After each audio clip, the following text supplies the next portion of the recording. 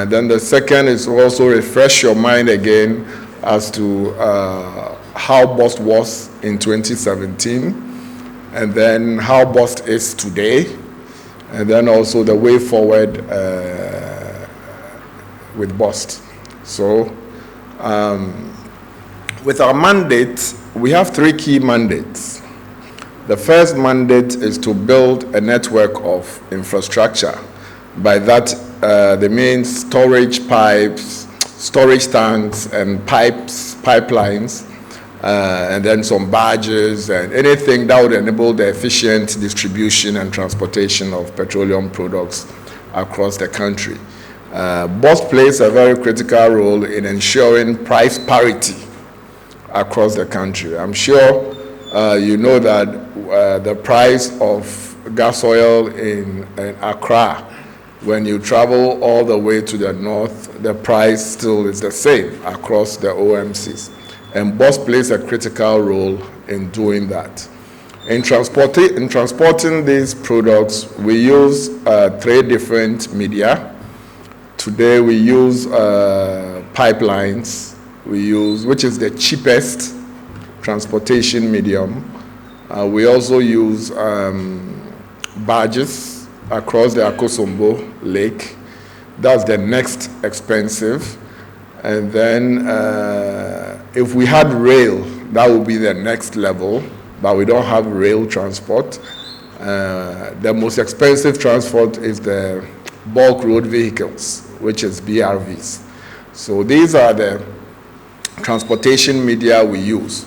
In terms of storage, we have tank farms across the length and breadth of the country that can store an equivalent of 421,000 cubic meters, almost 362,000 metric tons.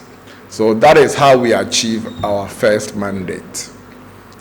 The second mandate is to ensure that we provide petroleum security for the nation that can last at least 6 weeks, expandable to 12 weeks. This mandate, we are not too proud how we have executed this mandate, because providing petroleum security is like an insurance product for the nation and for the citizens of Ghana. And I'm sure you're aware that for an insurance product, there's a premium attached. Unfortunately, in 2006, that premium, which was the strategic reserve levy, was taken out of the petroleum price buildup. So anytime I'm asked whether we have storage, real storage, I say we don't have storage.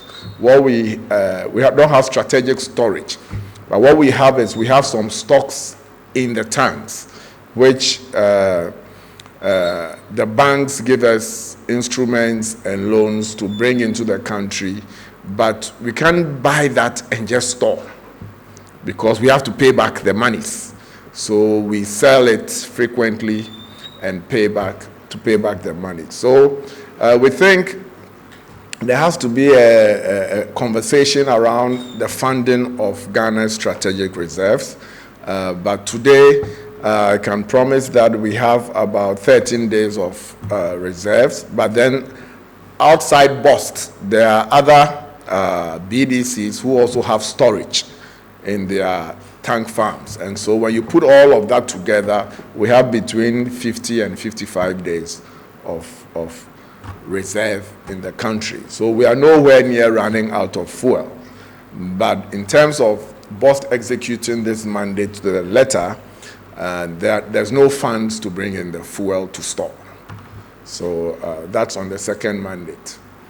On the third mandate, it's a pure commercial mandate, which is to import the fuel. And because BOST is placed in a very strategic location where we have a lot of landlocked countries at the top, Burkina, Mali, Niger, amongst others, we can also export to earn some foreign exchange and also make some money for the country. So these are the three main mandates we have. And you can see clearly that apart from the third mandate, the first two mandates have some social services to it. Even though BOST is a limited liability company which is solely to make profit, we have some social dimensions to our mandate. So for example, building these petroleum infrastructure across the length and breadth of the country. Even though we sell some of the we lease some of the infrastructure out, a huge chunk of the infrastructure is built in locations where they are not profitable. So there is a social cost to those investments. And I'm sure in the wisdom of the founders of BOST, that is what birthed the BOST margin. So the BOST margin is to help support BOST in executing the first and then the second mandate. If you look at the second mandate as well, it's purely a social mandate because no profit-making entity will just buy products and store. So that is why also there was a levy, strategic reserve levy, that has been today taken out of the price build-up since 2006. And hopefully we'll find a better way of funding that strategic reserves. In terms of our mission and vision, it is clear. We want to be the best at what we do and want to do it safely and sustainably by ensuring that we do not do it at a loss. Because the more we run this business at a loss, whatever money comes in will eventually dwindle and will grind to a halt. In terms of our values, we want to be passionate about what we do. We want to focus on performance, build a very high performance culture, and then we want to do everything we do with high integrity. What you see on the slides now is the BOST network. We have a network of tanks and terminals and pipelines across the length and breadth of the country. We have a storage of about 421,000 cubic meters across 6 depots. Tema, which is in, you know where Tema is, Crab Plains Depot in Tema. Then we have Akosombo, we have Mami Water, we have Kumasi, and then we have a depot in Buipe, and then a depot in Bolga. Bolga is our export station. So Bolga is where most of the exports should be taking place. Between Buipe and Bolga, we have a booster station because the pipeline is very long, the pressure goes down. And so you need a booster station at the middle to boost the pressure so that it will get to the destination. So what happens is that when the cargo comes or the products come on the Atlantic Ocean, it gets to Tema. If it is crude oil, you can see clearly that there's Tor there. So if it is crude oil, the products are pumped to Tor for Tor to refine. And when Tor refines very well, the products get into our tanks in APD. And it's from APD that we distribute the products across the country. And from APD, it gets to the north through Mami Water and Akosombo. We have 4 barges on the Akosombo Lake and a tugboat. And once the products are pumped into the barges, then the tugboat pulls the products along the Akosombo Lake all the way to Buipe. And once it gets to Buipe, it serves the whole northern regions. And then in order to access it at Bolga, it is also pumped through our pipeline to Bolga. So in a nutshell, this is the BOST network that we have to leverage on to ensure that the will of the people of Ghana is achieved through the three mandates. So yes, having given you the background, BOST was formed in 1993. I think that's the only thing I left out. So having given you the background, let me let you appreciate what we came to meet in 2017. Because once you appreciate that, you will now appreciate the effort we have put in place till date. So I'll just run you through a quick update on a quick review of our challenges, pre-2017. They are grouped into three. So I have the financials, and then I have the infrastructure bit, and then I have the compliance bit. So I'll start with the financials. So when we came in, we had a trade liability or a trade debt, which meant that people had sold products to BOST, and BOST owed them some money, up to $624 million US dollars. Let me repeat. We had a trade liability of $624 million US dollars as a company. Not only that, we had some domestic debt as well that we had to look for money to pay, amounting to 416 million Ghana cedis. So imagine taking over a company and then all of a sudden realizing that, wow, I owe people 624 million US dollars. Not only that, but you also owe local banks 416 million Ghana cedis. That's a Herculean task. And then you go forward and you realize that, no, not only that, there were some bulk distribution companies, BDCs, who had brought in products to BOST. And when they were coming for their products, some of the products had short. It had either evaporated or, I don't know. But the products were not there. And when they did the assessment in 2018, 2017, thereabouts, it was equivalent to 37 million US dollars. So not only you owed people, your suppliers, $624 million, not only you owed banks, local banks, 416 million Ghana cedis, you also had BDCs that you had to look for $37 million to pay. We also had a capex liability of 106 million US dollars, which arose out of an EXIM loan that was granted BOST. Out of that loan, we had bought some pipelines that were stuck in the US since 2008. So that was a snapshot of the liabilities, our balance sheet.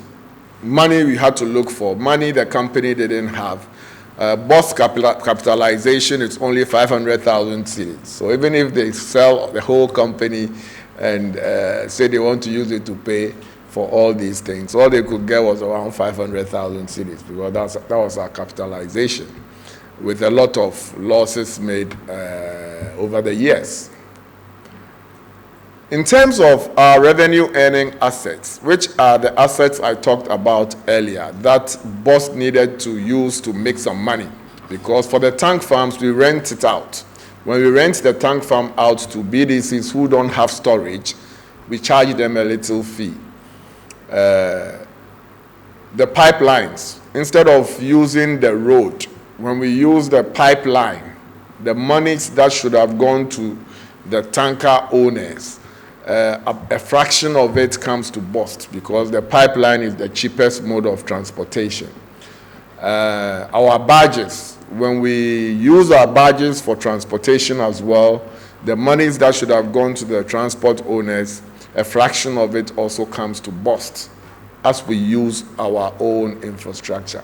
So when BOST becomes efficient, when BOST starts using its own infrastructure, BOST makes money. And when BOST makes money, the people of Ghana makes money. The company runs very well. However, that is to the detriment of some other section of our brothers and sisters in this country who may not be happy, because the volumes that would normally accrue to them to lift on the road comes into BOST. So as of 2017, 100% of our 364-kilometer pipeline was out of service. That meant that we could not make money from the pipeline. 100% of our barges were out of service. That meant that not only the pipelines were getting zero revenue, The barges as well, we were getting zero revenue because 100% of the barge infrastructure was out of service. We have 51 tanks where we store fuel in, and 15 out of the 51 tanks, 30% of that was also out of service.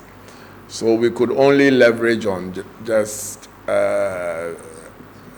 36 or something tanks, 34 something tanks for our business. 50% of our depots in Mame Water, Akosombo, and Borga was also totally out of service.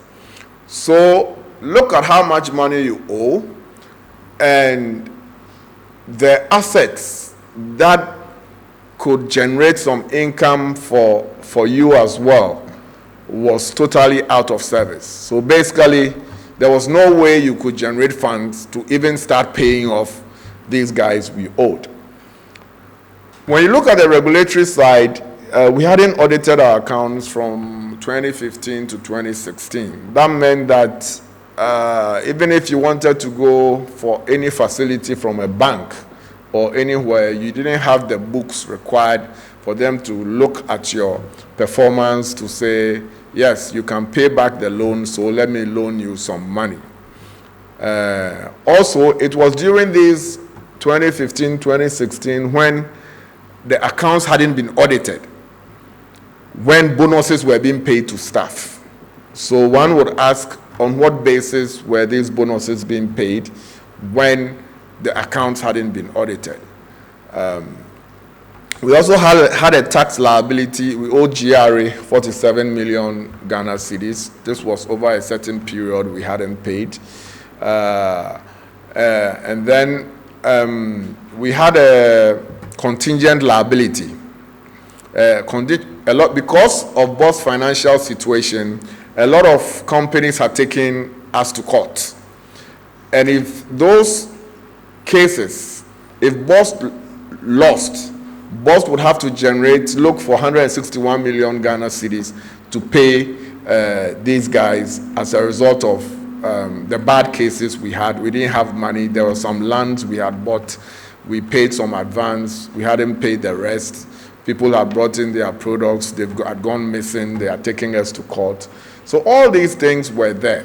And then, you remember I said that because BOST built their infrastructure in unprofitable areas in the country, in the wisdom of the founders of BOST, what they did was they voted a particular margin, and it's called a BOST margin, so that it would assist BOST take care of the infrastructure located in the very unprofitable areas, like Mame Water, Kosombo, Buipe, Bolga.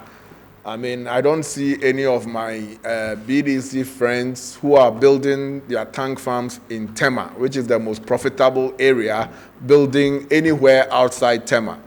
So in the wisdom of the founders of BOST, that margin was voted. Now, in 2011, that margin was 3 pesos.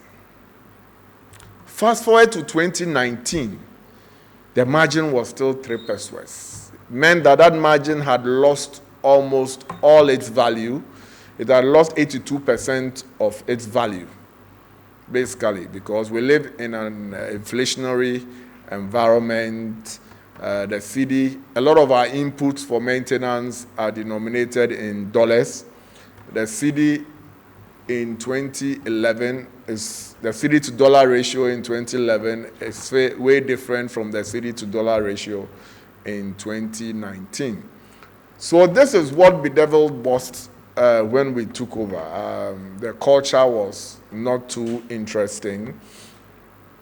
So you can see on the slide there some of our infrastructure that were idling and rotting away.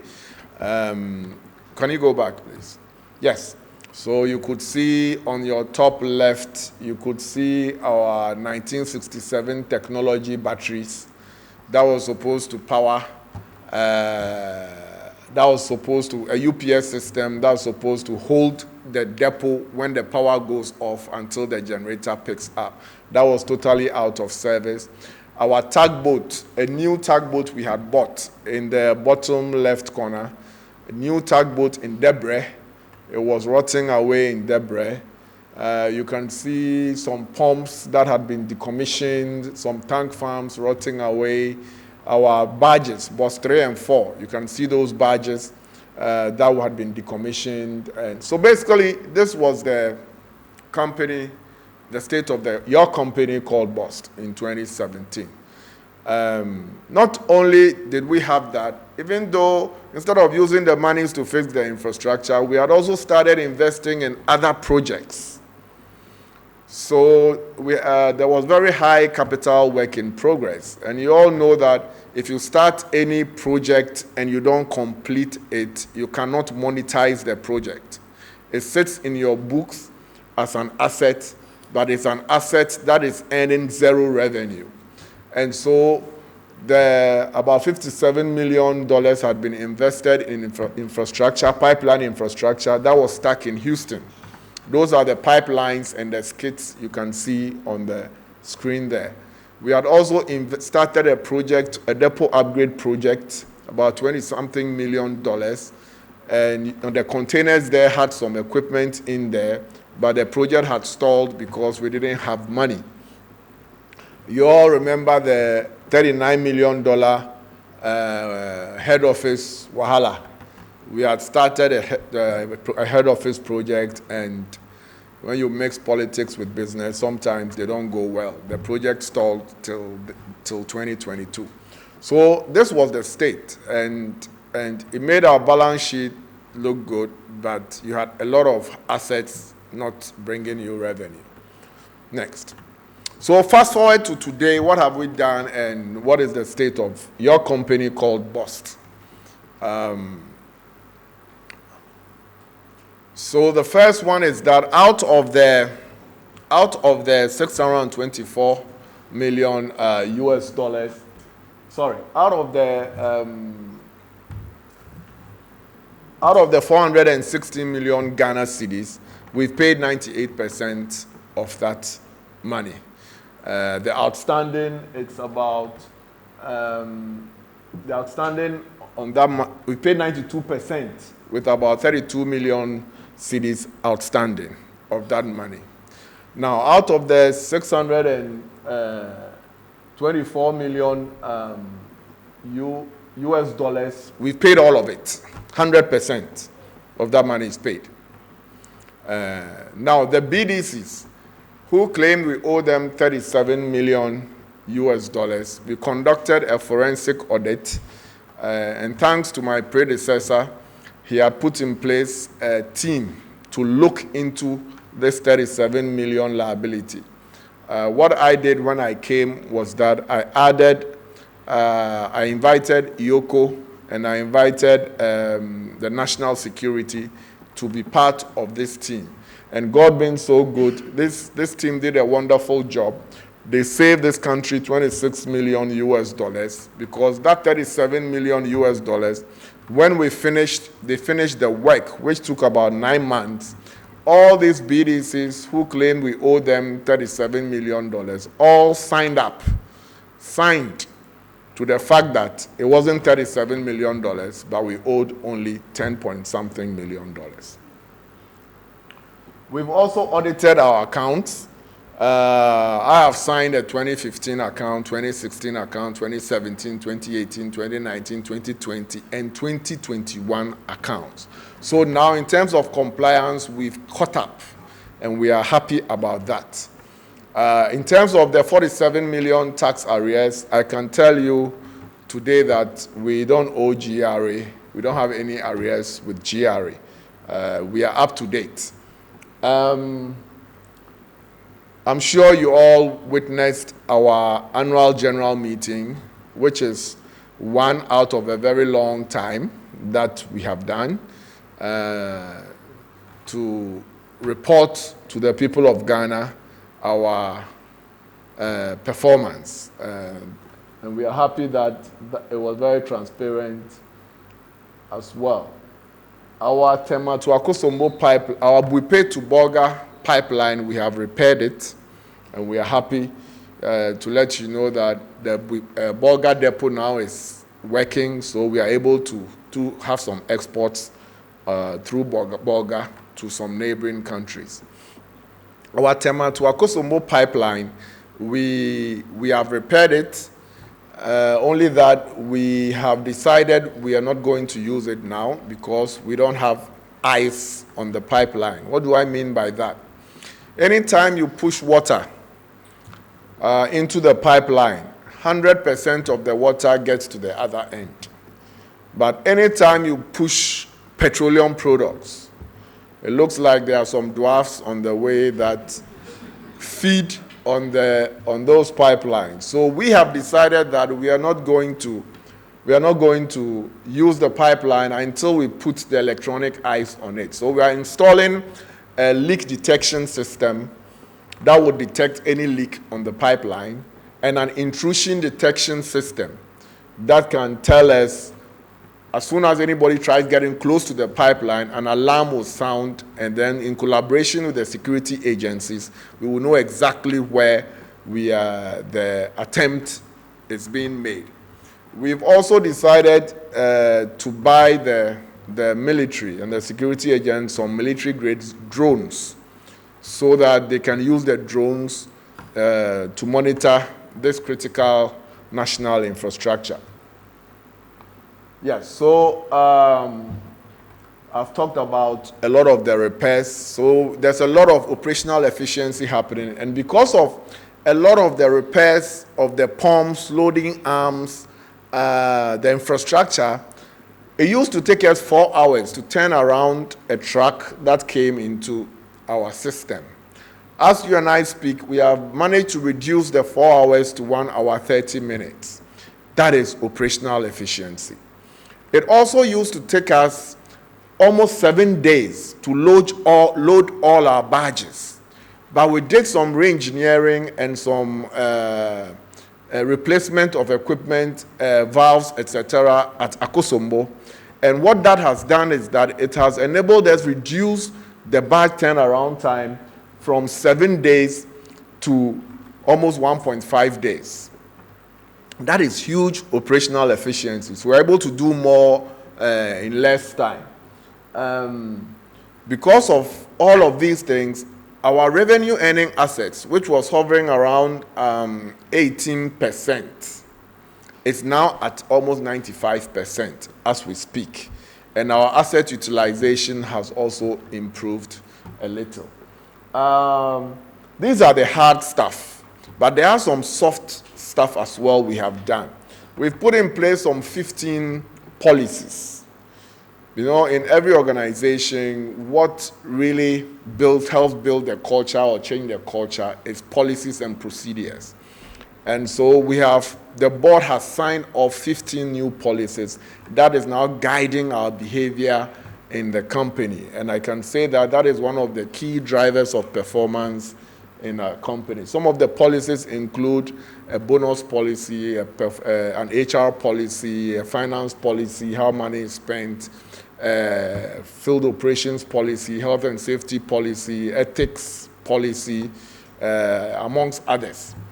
So 15 new policies have been implemented. We've also put in place a risk and compliance unit that would ensure that we identify risks and also mitigate them before they become challenges. With respect to expanding the business, we want to build a pipeline from Accra to Kumasi. We know that pipeline will cause a lot of problems by dislodging a lot of the transport owners out of business. So the Minister of Energy has directed that we have to ensure that 20% of equity in that project is given to the transport owners. That means that the transport owners will be invited to invest so that as they get displaced on the road, because the pipeline is also a transportation medium, just like their trucks, they can also have some ownership in the pipeline and not lose out completely. We've also decided to build LPG tank farms across all our depots. I'm sure yesterday you heard the Director General of the CEO of NPA talking about LPG. LPG is going to be our transition fuel, moving away from the dirty ones to renewables. In the middle, the gas can help a lot. And so we are also helping to facilitate these objectives by building new tanks, LPG tank farms in the 4 depots. The front-end engineering design or FEED is ongoing for the LPG project. The Kumasi pipeline FEED is ready. And so we'll start the procurement process very soon to identify a partner who would come and build, own, operate, and transfer to us after a certain number of years. Yes. So, having said all these things, one will ask, and so what? You've done all these things, and so what's in it for Ghana? Has Ghana benefited? Internally, we know what we have done, and we are proud of how operationally efficient we have become. Looking at where we are coming from, where we had 0% of our barges working, now we have 100% working. 0% of our pipelines, now we have 100% working. 15 tanks not working, now we have only 3 tanks not working. We've repaired 12 out of the 15. We've been operationally efficient. I mean, it took 4 hours. Now we are doing the same work in 1.5 hours. It took 7 days to load barges. Now we're doing it in less than 2 days. So internally, we know what we have done. But for the shareholders, which is the people of Ghana, who invariably own BOST, what is in it for them, and what is the bottom line? So what we have here is the revenue slide, the top line. And the reason why I brought this slide is to let the public see the correlation between the efficiency and the revenues. Because some of our friends on the other side, as well as our friends, brothers and sisters, say that, oh, it's only the BOST margin increase that's giving them some revenue. But if you look at this slide and you look at the trend from 2017 coming, you can see clearly that if you look at the marine transport, for example, that's the last row. If you look at the last row, you can see it's been 0 from 2016, 0, 0, 0. 2019, it was even 0. The barges started working in 2020, late part of 2020, and you can see some revenue number there. And then it worked the full year, almost 9 months of 2021. And you can see a 5-time jump from almost 3 million to almost 15 million Ghana cedis. So that is the direct relationship between the repair of the barges and then the income. You can also look at the storage and rack. You can see that as of 2018, when it was 16 million, the revenues were 16 million. We started repairing the tanks, and you can see it's grown gradually, organically, from 16 to 38 to 50.4 to 52.6. So you can see a gradual increment, and it's related to the monies we invested to repair. If you look at the product sales as well, the years we had our highest product sales was in 2016. And I really commend the managers of the company at that time in terms of the revenue. Because that was the year we made 3 billion Ghana cedis, our highest revenue ever in the history of this company. But you can see that once you start building liabilities and the market starts losing confidence in you, your product sales starts reducing because you owe a lot of people. And so over time, from 2016, you can see a drastic decrease to 3 billion to 264 million Ghana cedis. And then we gradually started building the confidence again in the marketplace. And from 2020 to 2021, you can see almost double the amount we did.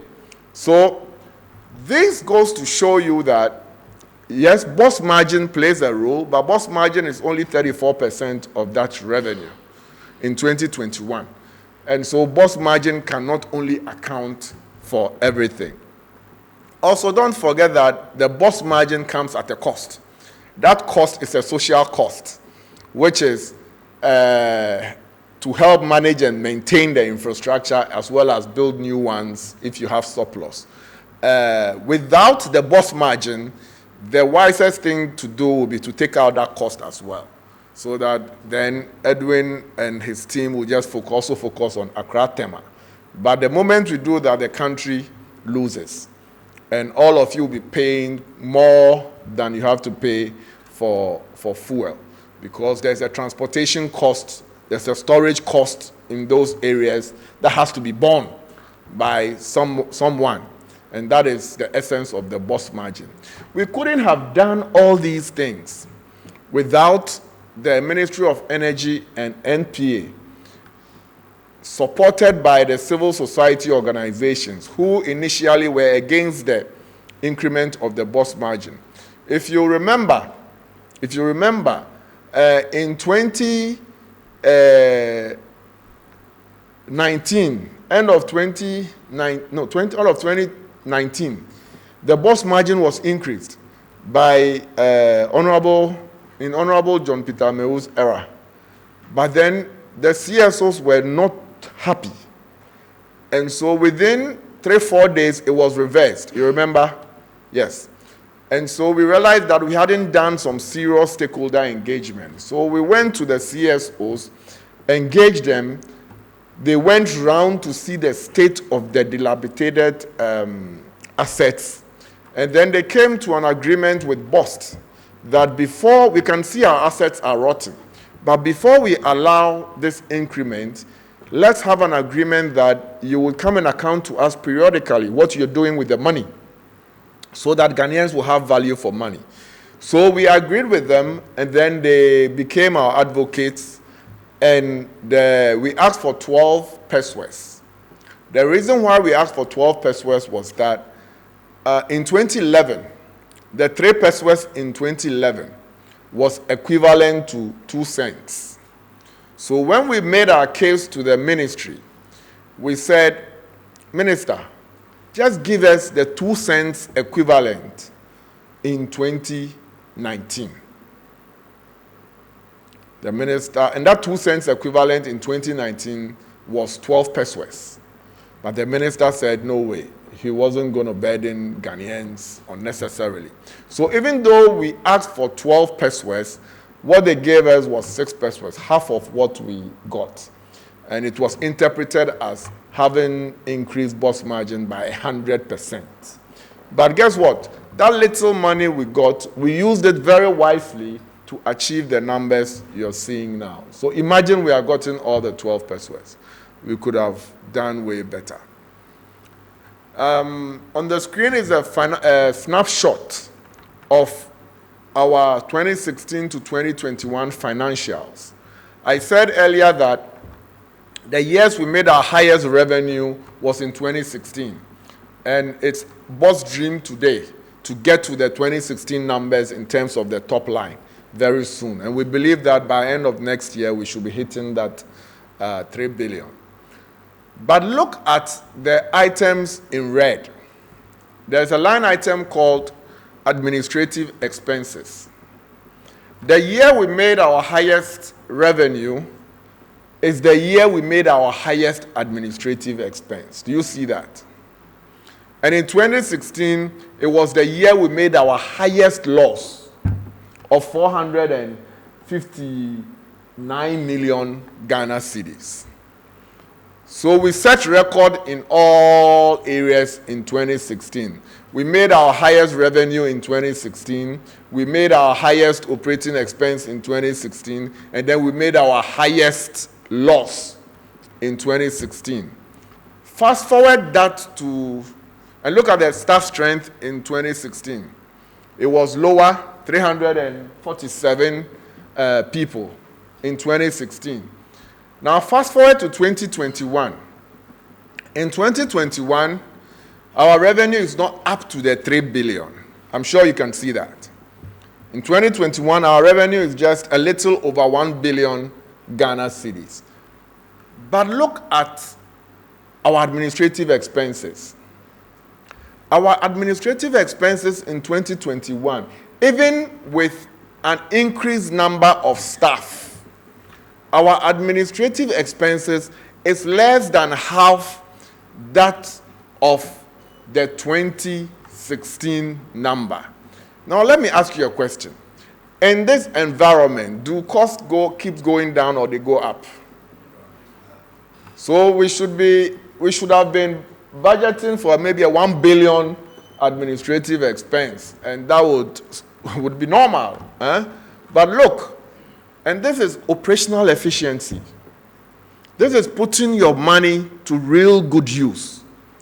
Because even though time, inflation, depreciation happens, even though staff numbers have increased, our administrative expenses have halved.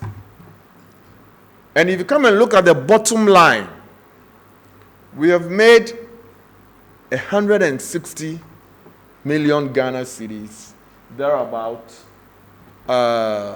profit after tax. So imagine we made the same 3 billion. Our profit will be hovering around 1.5 billion or 1.6 billion Ghana cedis. And this is money that will get back into the economy. And we are very proud of what we've done. My team and I, including the board, is very proud of this achievement. And we are happy that the President, Nana Addo Dankwa Akufo-Addo, really had confidence in us and retained us to deliver this value for Mother Ghana. Next slide. So this next slide shows, I brought this slide to help explain the double standards and the intellectual dishonesty sometimes you hear on radio on the BOST margin, etc. The blue line is our revenues. So you can see the blue line. You can see clearly that the blue line, after a while, they went to the highest revenue in 2016, and then the blue columns. And then the revenue reduced, and it's picked up gradually to where it's got into in 2021. The green line is the profit. You can see there's been losses, at least for the first time. After a while, we've made the green line, which is some profit, and we are happy. But my interest on this slide is on the red curve. The red curve shows the percentage of BOST margin to total revenue. So the BOST margin contribution to total revenue across time. And you can see from 2011, 2012, the BOST margin to total revenue was hovering around 41% and 47% and 51%. If you add them, you get about 49% on the average. In 2021, the BOST margin contribution to total revenue is 34%, way lower than the contribution in those years. So sometimes when the arguments are made, they are not made with facts and figures, because when you look at the facts and figures from the audited accounts, 41, when it was 47%, 51%, the profits that was made there was around 12 million, 11 million. When it is 34% contribution, we are making a profit of 160 million Ghana cedis.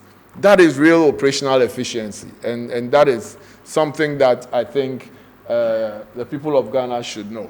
Thank you. Next slide. So, having described where we're coming from, what we did with the resources you gave us, and then the outcome in terms of performance, what is the way forward? I think that's very critical, because we've now crossed the zero mark, and we can't keep talking about the past. So next year when I come, I will not talk about 2017.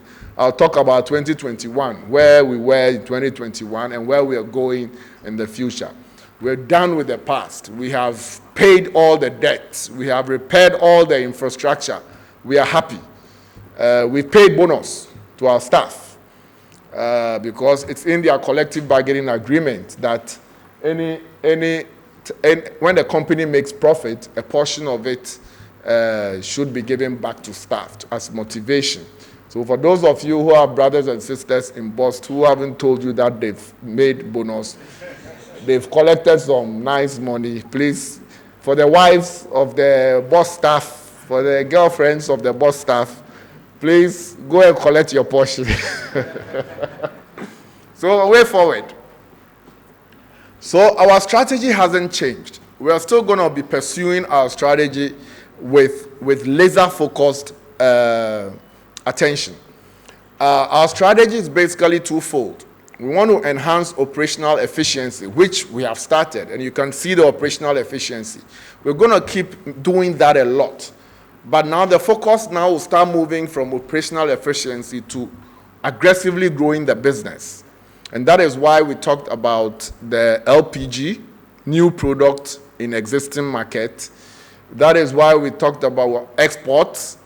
The guy in charge of exports is sitting here. He's supposed to ensure that he quadruples our export business, because that is what will help this country a lot in terms of forex. We don't need to go and look for forex to bring in oil, because we sell in dollars, we collect our money in dollars.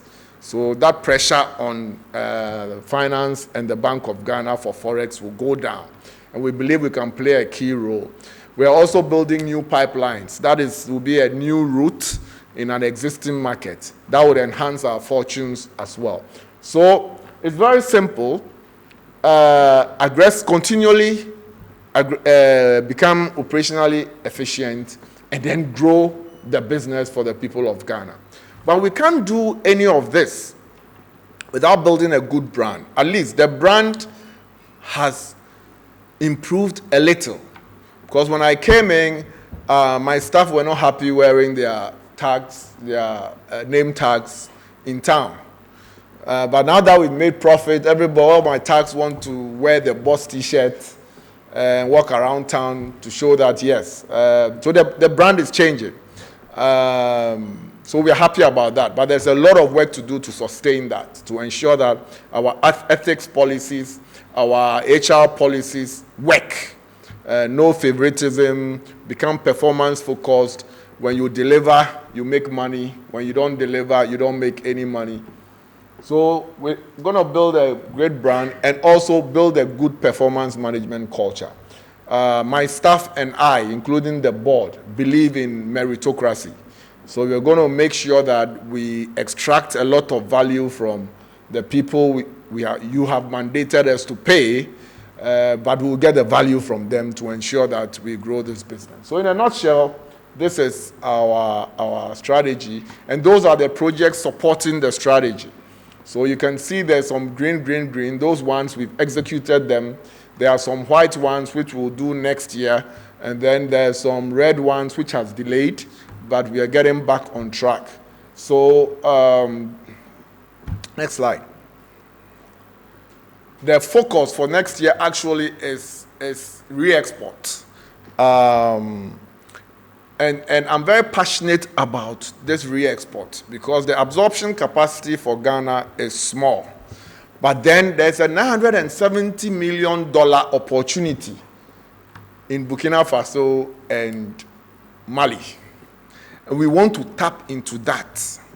But in order to do that, we need a multi-sectorial approach. And I'm happy to let you know that the Minister of Energy is leading this discussion to ensure that all the non-tariff barriers that reduce our potential are removed by NPA, so that we can really aggressively grow the exports. The benefits of this will be huge in terms of, imagine we're getting $450 million out of this export. That $450 million, we don't need Bank of Ghana or Ministry of Finance to go and look for, to erode our reserves, to give to BOST. This is money that would come to BOST as cash, and that we can use it to bring in the products to BOST. So in the next few years, we're going to be heavily focused on this, and we hope that the obstacles in the re-export business is dealt with.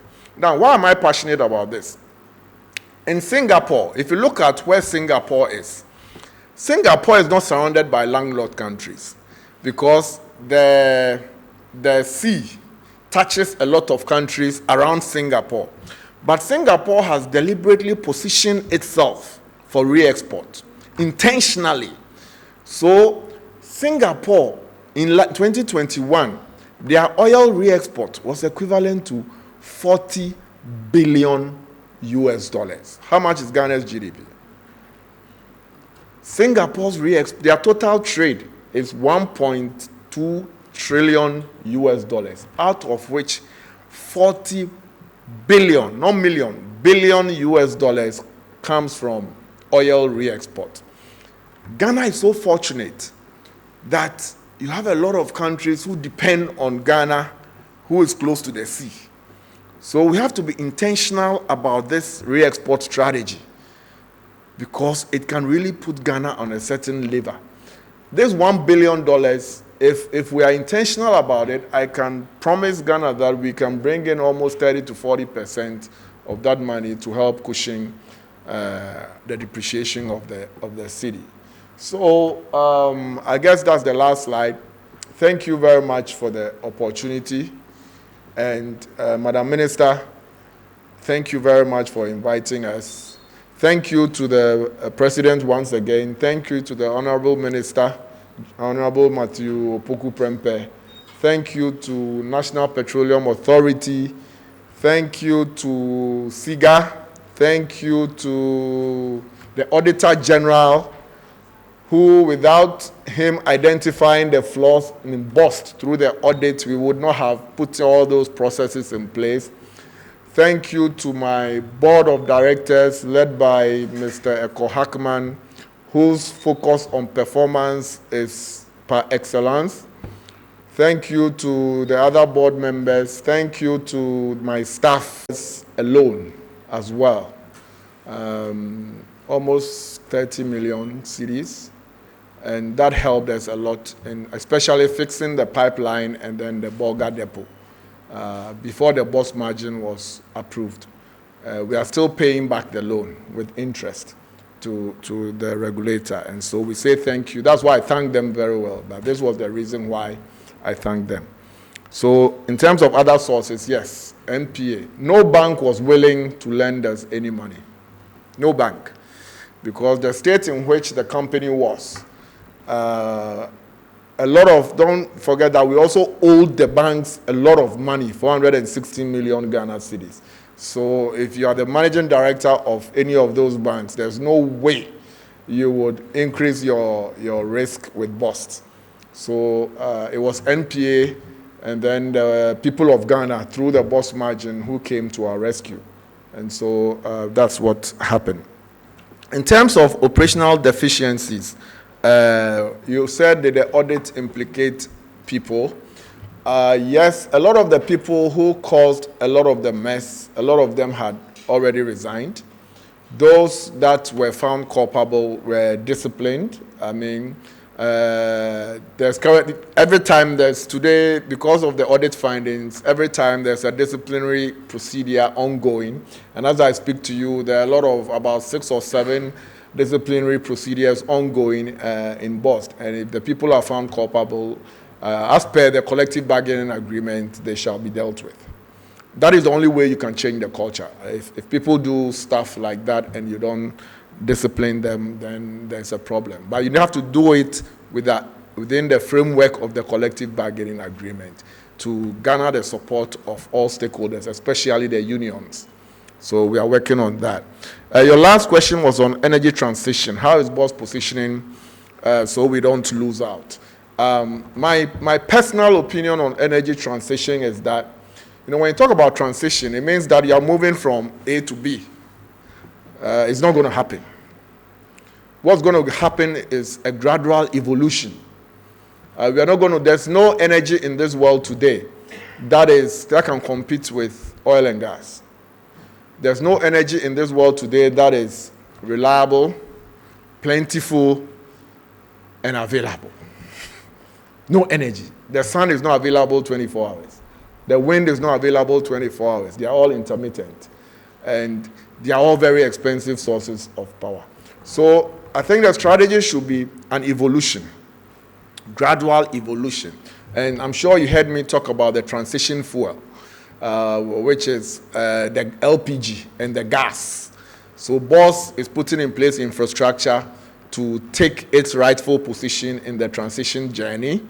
We are also going to we started building a lot of carbon sinks across the length and breadth of the country. We are partnering Forestry Commission, etc. Once they start the carbon trading, we'll take some points from the carbon trading to enable us also access some green financing out there. We know that the portfolio of funds will dwindle from dirty investments in dirty fuel to cleaner fuels. But as we gather our our carbon credits, we should be able to use some to do some of these projects. So that is how we are positioning. Also, the Ministry of Energy has launched the Petroleum Hub. I'm sure you know about the Petroleum Hub. There's a Petroleum Hub authority or company that has been set up. We are positioned in there in terms of the storage and then the transportation infrastructure in the downstream sector. So that is how we are handling that. To Nana Poku talked about contaminated oil from BOST. How have we dealt with? Normally, I talked about 15 processes. That meant that there were no real processes in-house. So where you don't have a lot of processes, it's free for all. And people with innovative minds can do stuff, especially when they would benefit from it. And so contaminated fuel, I can promise you, will be a thing of the past. The last bit of the contamination that we have to deal with is when we put our products in trucks. The product's ownership moves from BOST to the truck owners. The truck owners now have to move their product from one place to another before they hand it over to BOST again. Now our challenge we are having is that during that journey, sometimes what you talk about can happen.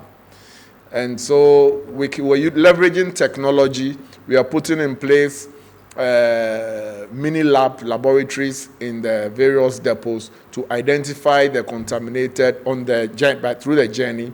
And once that is done, the drivers will be held accountable, handed over to the police, etc.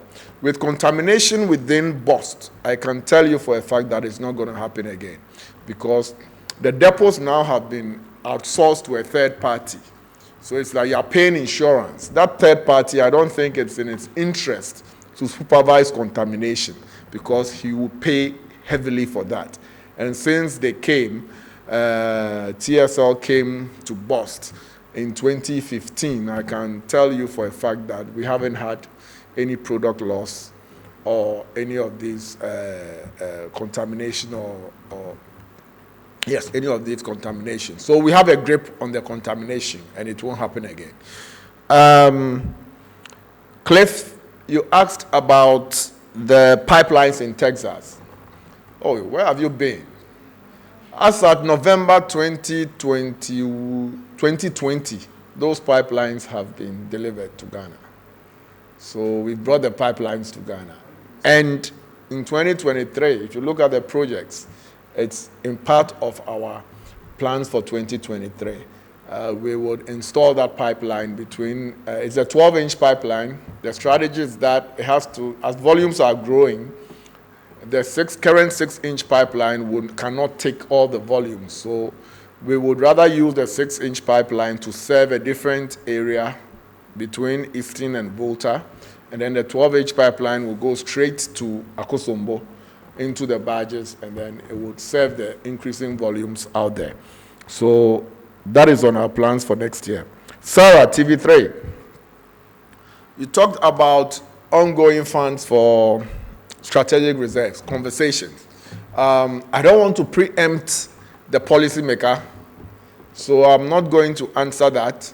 I'll just let you know that there are serious conversations ongoing led by the Minister of Energy, of which I am part of, and there are other stakeholders. And you wanted a timeline. I know that by beginning of next year, I'm sure we would have found a solution. Not necessarily, I'm asking for more money, but there are other alternatives as well. And I don't want to preempt him, so I'll leave it like that. But I know that before January 1, 2023, I'm sure the minister will come out to announce the solution he's found for the country that would alleviate our petroleum security fears. Thank you very much.